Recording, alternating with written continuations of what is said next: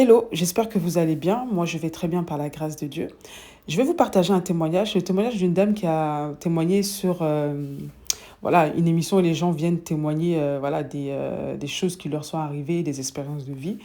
Et ces témoignages-là, je suis arrivée au bon moment. J'ai pu l'enregistrer parce que c'est bizarre, parce que ce jour-là, ça fait un moment que j'ai ce témoignage dans mes fichiers, mais bon, choisissais le bon jour pour pouvoir le poster parce que je trouvais qu'il était pertinent, parce que j'avais même donné un enseignement dessus. J'avais donné un enseignement sur le commandement du Seigneur d'honorer ses parents, son père et sa mère, parce que souvent, dans beaucoup de communautés ou groupes sectaires ou églises, on pousse, ou même idéologie, hein, pas qu'à l'église, hein, on pousse souvent les jeunes ou les gens à mépriser leurs parents, à déshonorer leurs parents, et les gens ne comprennent plus pourquoi leurs vies sont bloquées, pourquoi les gens souvent ont des problèmes psychologiques. Ta vie n'est pas bloquée de façon financière, ça va être bloqué sur d'autres plans. Ça peut être bloqué, mais de toutes les façons, il y aura une malédiction qui va s'en suivre. Parce que quand tu brises un commandement de Dieu, parce que les 10 paroles que Dieu a données, elles sont très importantes. Il faut les comprendre pour les mettre en pratique d'une certaine façon. Et honorer son père et sa mère, c'est très important. Ça fait partie des lois divines. Tu peux pas, je sais pas comment dire ça. Tu peux pas être en harmonie dans le monde, dans le monde dans lequel tu vis si tu ne respectes pas la première autorité que Dieu a mis au-dessus de toi, ce sont tes parents. Et elle a donné ce témoignage-là et moi, ça m'a touchée, donc je l'ai enregistré. Et je me suis dit que ça devrait aussi enseigner beaucoup de choses aux gens qui vont l'écouter. Et vous allez peut-être comprendre, vous aurez peut-être des éléments de réponse sur des choses qui sont responsables de certains blocages dans vos vies. Parce que moi, j'ai eu beaucoup de problèmes avec mes parents, à tort ou à raison. Mais j'ai vu que pendant des années, ça m'avait bloqué d'avoir de l'amertume ou de garder des choses dans le cœur envers mes parents. Et quand je disais de vraiment leur pardonner, de vraiment pardonner, de passer à autre chose et de vraiment chercher à les honorer, à faire ce que Dieu me demandait de faire, peu importe qu'il soit parfait ou pas, ma vie s'est débloquée. Énormément de choses se sont débloquées. Ça sera l'objet d'un témoignage dans une autre vidéo parce que bon, il y a des choses que je garde pour moi parce que vu que je n'aime pas exposer. Il y a des témoignages que des fois je garde pour moi parce que je n'aime pas exposer mes proches. J'aime bien garder les choses si c'est pour témoigner pour moi-même, mais quelquefois quand tu donnes des témoignages, forcément tu es obligé d'exposer certains proches. Et moi j'ai un peu du mal avec ça. Mais je pense que si Dieu me le permet, je donnerai un témoignage dessus. Mais d'abord, écoutez les témoignages de cette femme, juste pour vous dire que c'est important. C'est important d'être en harmonie avec les lois divines. Et beaucoup de gens sont ignorants de ces lois-là. Et quelquefois, on vous pousse vous-même à marcher dans la malédiction parce que vous ignorez l'importance d'obéir à ces lois-là et de vous y conformer. Donc, je laisse le témoignage et je vous laisse le soin de comprendre par vous-même, par l'esprit, par votre intelligence, l'importance d'honorer ses parents. C'est très important. Ne prenez surtout pas ça à la légère. Ne laissez aucun homme de Dieu ou maître spirituel ou qui que ce soit vous éloigner de vos parents ou, je sais pas comment vous dire ça, ou attrister vos parents en fait. Peu importe qu'ils soient comme ci ou comme ça, vous, parce que le diable, il aime bien mettre les conditions, en fait, pour pousser les hommes à pécher. Vous pouvez avoir des parents qui sont pas bien comportés, mais vous avez le devoir de bien vous comporter. Vous avez le devoir de bien vous comporter. Je viens de l'Ouest et je suis troisième enfant de la famille. Et comme ça, Dieu m'a fait la grâce, voilà, de me marier. Je me suis marié à un pasteur, tout et tout. Voilà, vraiment, les choses se passaient vraiment très bien, tout et tout. Et vraiment, étant dans le foyer, je ne prenais pas de grossesse. Voilà. Vous-même, vous connaissez l'Afrique, hein? Tu es une femme, tu es mariée. 1 an, il n'y a pas retard. 2 ans. Oh. Avant même que la belle famille, avant que la belle famille même n'interpelle leur enfant là, c'est toi-même dans ton église, si tu fréquentes une communauté, ils vont dire, la seule, elle a quel problème? Est-ce qu'elle n'est pas possédée? Est-ce qu'elle a bien fait sa délivrance? Il y a tout ça. Donc, c'est pas chose facile. Et moi, j'étais dans ce foyer-là pendant combien de temps? Zéro grossesse. Et dans le long de la prière, dans le but de vraiment, choses comme on appelle ça, concevoir et tout, voilà, mon ex étant serviteur de Dieu, on a commencé vraiment à chercher aussi de l'aide à l'extérieur. D'autres serviteurs de Dieu ont intervenu, prié pour nous, tout et tout. Et moi, c'est-à-dire que quand j'étais avec lui là, quand je dormais, Je voyais ma grand-mère en songe. Je voyais ma grand-mère en songe. Et ma grand-mère, elle était sorcière.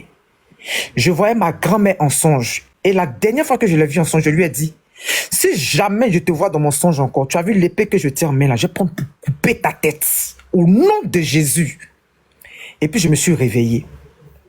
Et depuis là, je ne voyais plus ma grand-mère en songe. Quand j'ai raconté ça à mon ex, il m'a dit, en fait, moi, depuis, je voulais te dire ça, mais vraiment, il y a la sorcellerie dans ta famille. Et dis toi-même, dans ta famille, il n'y a pas de sorciers là-bas.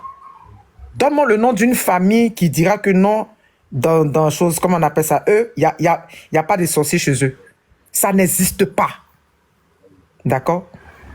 Et donc, on est resté là, on a continué. J'ai même expliqué ça à ma maman. Elle dit, ah, mais elle est partie. J'ai dit à maman, on dit que quand les sorciers là décèdent là, chose, comment on appelle ça, ils donnent la sorcellerie à quelqu'un de vivant ici. Elle dit, chose, comment on appelle ça, elle dit, oui, ah ouais, je dis oui, c'est comme ça.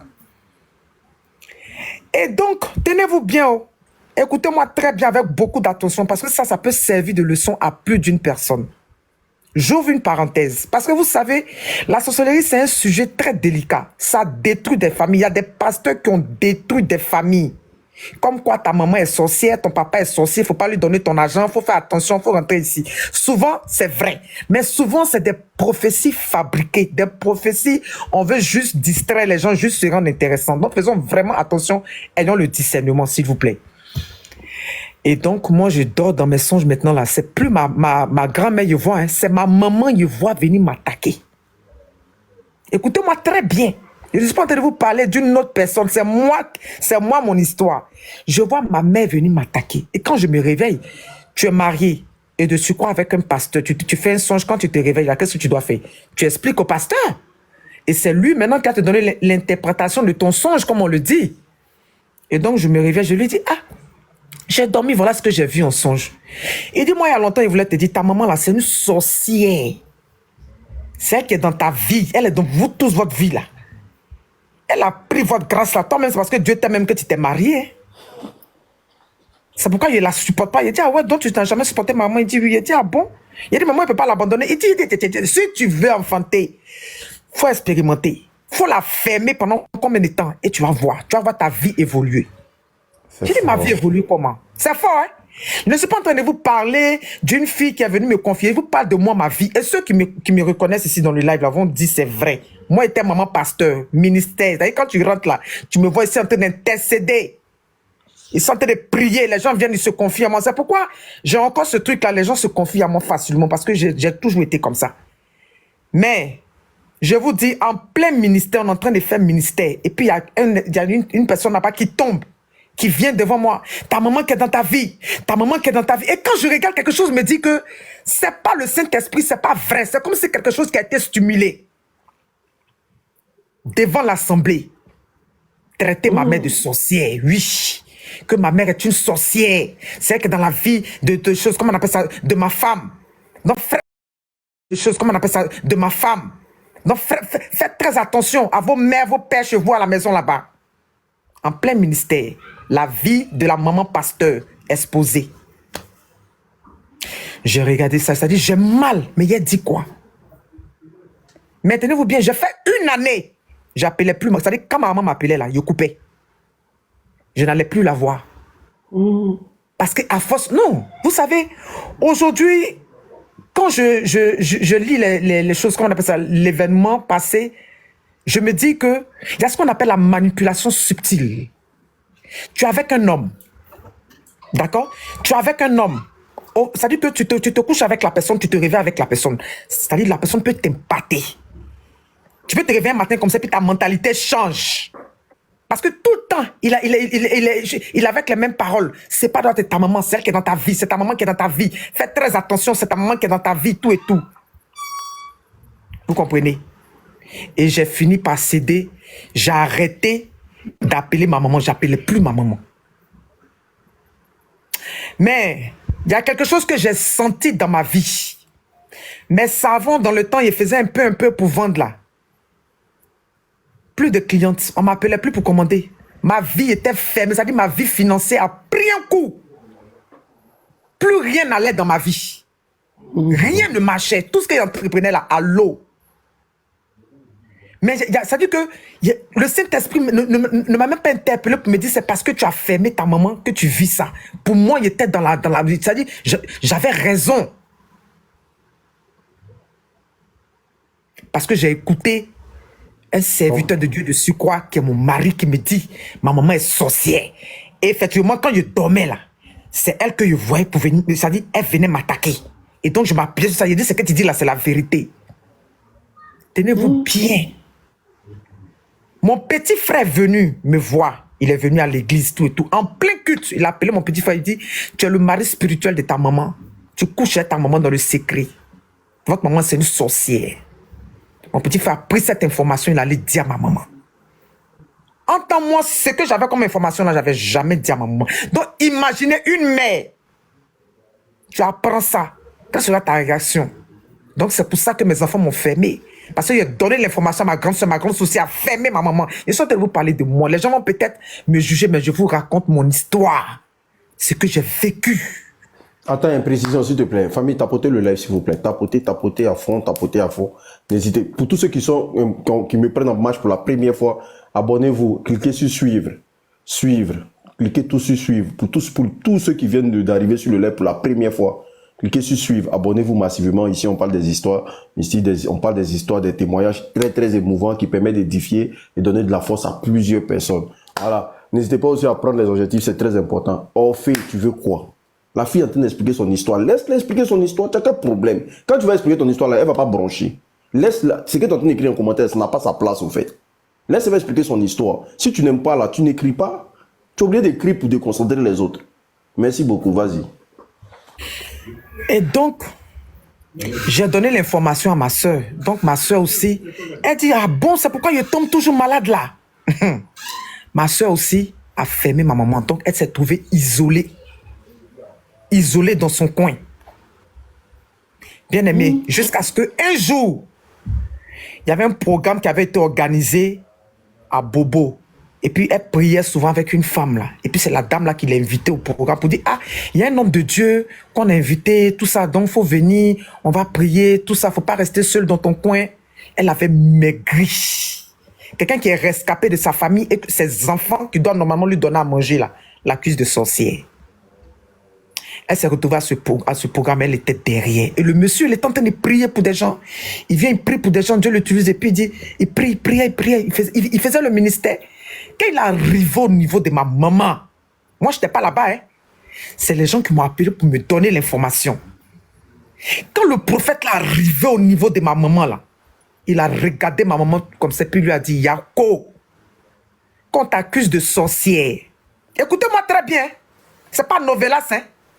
C'est pas, non, écoutez-moi très bien.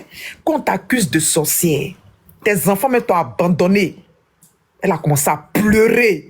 Elle dit, mes filles, que j'ai de grandes filles, mes filles m'ont abandonné, je suis seule, même pour manger. Ça veut dire que la vieille partait demander à la boutique, les boutiquiers là, donne-moi un peu de riz, donne-moi un peu d'huile, un peu de cuir magique, et puis elle se débrouille comme ça, et puis elle mange. Elle demandait, les gens connaissant sa situation venaient lui donner à manger. C'est comme ça, elle se débrouillait, elle dormait chez des gens. Je suis en train de vous rendre le témoin, et puis ma mère assise là, elle assise là, et puis c'est un témoignage. C'est fort, c'est fort, c'est fort. Et donc le prophète lui dit, tu as une fille qui est grande, claire, elle est jolie comme ça. Je vois, c'est comme si elle a marié un serviteur de Dieu, la vieille du oui. Le monsieur dit, c'est cet homme-là qui met les choses dans la tête de ta fille, et ta fille, la celle qui s'occupe de toi. La vieille du oui, elle m'a fermé. Il dit c'est lui, c'est pas elle, c'est le monsieur, il a manipulé. Où elle est là? Elle est manipulée. Que le monsieur, c'est un faux serviteur de Dieu. Mais il faut regarder. Dieu va faire ton palabre. Le monsieur a prié pour elle. Il dit, Dieu va saisir. Il dit, si je ne suis pas un vrai serviteur, il faut regarder. Dieu va saisir le cœur de tes enfants. L'écaille va tomber de leurs yeux. Tes enfants vont venir, ils vont te demander pardon. Ils vont s'occuper de toi. Ils vont t'honorer. Il faut regarder.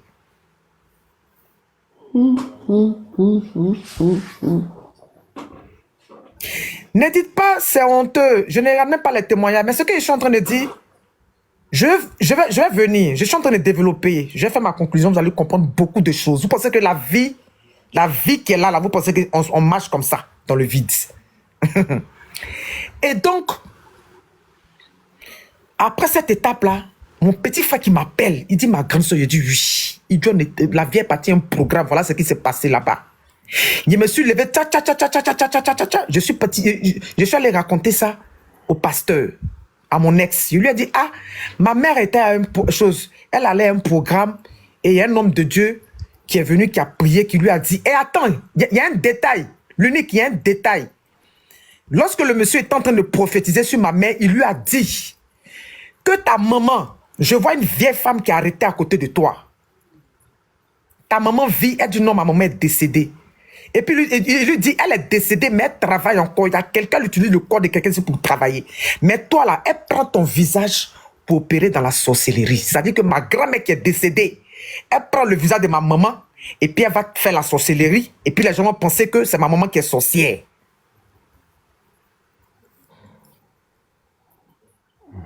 Quand mon petit frère me dit ça, il me donne l'information, moi maintenant il me lève, il m'envoie, j'explique ça à mon ex, le pasteur, je lui dis, ah, voilà ce qui s'est passé. Il dit, oh c'est faux, l'homme de Dieu là c'est un faux pasteur, c'est une sorcière. Il dit, ah, mais voilà ce qui s'est passé, il dit, que c'est une sorcière. J'ai dit, je suis resté en prière. Parce qu'il y a des sujets. Je tiens à préciser que quand tu maries un homme de Dieu, là, tu ne peux pas te confier aux gens comme ça. Donc tu es là, tu peux souffrir et puis tu souffres dans ta chair. Parce que si tu sors avec le sujet, tu te confies à quelqu'un, tu ne sais pas qui est qui. On peut prendre ta vie pour exposer. Pour dire oui, la femme du pasteur, voilà ce qu'elle est venue dire. Le pasteur, voilà ce qu'il est venu dire de sa femme. Donc c'est délicat. Donc, c'est-à-dire que vous voyez des mamans pasteurs comme ça, elles souffrent dans leur foyer là. Et puis elles sont là comme ça, elles ne peuvent pas parler. Parce que si elles parlent, elles peuvent compromettre le ministère de leur mari.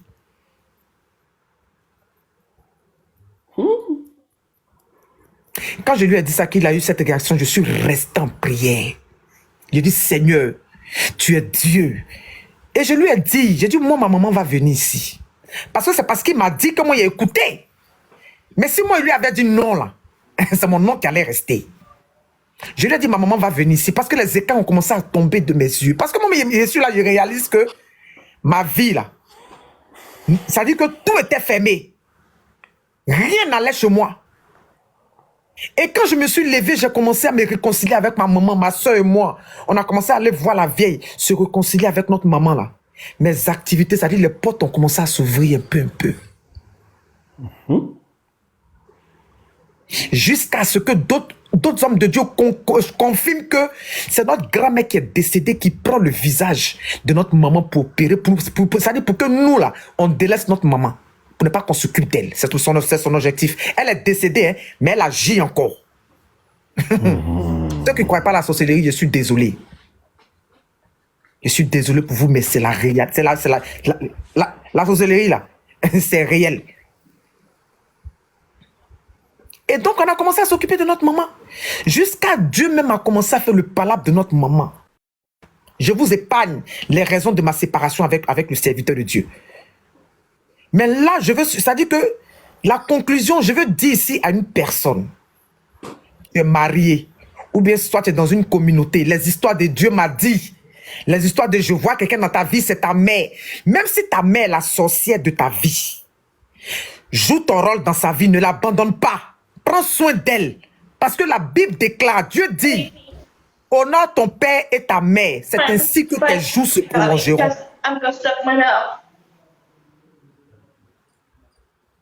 Amen. Dieu dit, honore ton père et ta mère. C'est ainsi que tes jours se prolongeront. Donc, même si on vient te dire que ton papa est sorcier, ta maman est sorcier, fais ta part. Fais-lui du bien. À force d'écouter une autorité spirituelle avec qui je vivais, qui était dans ma vie, j'ai délaissé ma mère. Sous prétexte que non, parce que je dormais, effectivement, c'est elle que je voyais. Mais c'est ma grand-mère, vu que j'avais fait un précédent songe où j'ai interdit ma grand-mère. J'ai dit, je ne veux plus jamais te revoir dans mon songe. Je l'ai menacée. Et depuis lors, elle dit, d'accord, c'est le visage de ma mère maintenant qu'elle prenait pour se présenter. Pour me faire croire que c'est ma maman qui était dans ma vie. Mais un homme de Dieu peut te dire, puis tu as dit que non, l'homme de Dieu là c'est faux. Mais plusieurs hommes de Dieu vont te dire que votre grand-mère prend le visage de votre maman pour travailler. Et donc quand c'est comme ça, Dieu nous a donné une orientation vers un homme de Dieu. On est parti avec notre maman. Il a fait des prières pour notre maman pour ne plus qu'elle prenne son chose, comment on appelle ça, son image pour travailler. On l'emmenait là-bas. Même si on te dit que ta mère est sorcière, il faut l'emmener dans une église. Ils vont faire sa délivrance. Ne l'abandonne pas comme nous l'avons fait. Ne le fais pas. Il faut l'emmener dans une église. Aujourd'hui, il y a des églises qui sont mandatées pour ça. Eux, là, ils sont mandatés pour ça. Tu as un problème spirituel, là. Ils vont prier pour toi. Ils ne vont pas te dire que non, c'était ta maman qui est dans ta vie. Même si c'est le cas, ils vont utiliser la sagesse jusqu'à ce qu'on attire la personne dans la maison et puis la personne confesse. Si elle ne veut pas confesser que c'est elle qui est dans ta vie réellement, de vous donner à une personne qui partira. Mais n'abandonne pas ta maman. N'abandonne pas ton papa sous prétexte qu'il soit sorcier ou quoi. C'est pas bon. Vraiment, c'était mon témoignage du jour. J'espère que vous avez bien suivi le témoignage jusqu'au bout et que vous avez compris en fait la profondeur du message qu'elle voulait nous apporter. Parce que moi, c'est un message que je prêche et que j'essaie de faire comprendre à cette génération. J'essaie de faire comprendre à beaucoup de gens. Parce que beaucoup de gens pensent que parce que leurs parents se sont comportés d'une certaine façon, que ça leur donne le droit d'agir n'importe comment avec eux. Je suis désolée de vous dire, même si ton patron, par exemple, Dieu a mis des autorités au-dessus de nous, il faut les respecter. Dans ton travail, tu dois respecter la personne, ton manager ou ton patron, tu dois le respecter. Si tu veux réussir ta vie, il faut mettre ces choses en application. Par exemple, dans ton travail, même si ton patron, il est comment. Si ton patron, il déconne, il dégame là, tu ne vas pas te comporter d'une certaine façon avec lui. Et j'arrive pas à comprendre que des gens arrivent à mal se comporter avec des personnes qui leur ont donné la vie. Même s'ils ne sont pas parfaits, ces gens-là quand même, ils ont quand même fait quelque chose pour toi. C'est pas n'importe qui. Et j'ai remarqué que, je sais pas si le diable a lavé le cerveau des gens, mais les gens trouvent une facilité à se conduire d'une façon tellement mauvaise avec leurs propres parents, alors qu'ils sont capables d'accepter des choses mais inimaginables ailleurs. Réfléchissez à ça, parce que tout ce que vous faites là, je vous dis, hein, ça va vous retomber dessus. Moi, je te dis, si toi aujourd'hui tu ne parles pas à ton père ou à ta mère à cause d'un homme de Dieu, à cause d'un homme, à cause des amis, à cause de tel ou de tel, je te donne un conseil, va te réconcilier. Ton parent peut ne pas être quelqu'un de bien, tu n'es pas obligé d'être toujours dans ses pattes. Je sais pas comment dire ça, prendre tes distances, mais le minimum là, ne sois pas du tout en guerre avec tes parents, ne sois pas du tout en animosité avec eux, ce n'est pas bon. Ce n'est pas bon. Si tu sais que tes parents ne se comportent pas bien, prie pour eux. Aime-les, ce sont tes parents, il faut que tu les aimes, tu pries pour eux, pour que le Seigneur les délivre, pour que le Seigneur les amène à la lumière. Mais ce n'est pas à toi de les combattre, ce n'est pas à toi de les ignorer, de faire comme s'ils n'existaient pas. Il y a beaucoup d'enfants, vous tuez vos parents dans vos cœurs. Et vous pensez que Dieu va vous bénir, vous pensez même que la providence même est d'accord avec vous? Non.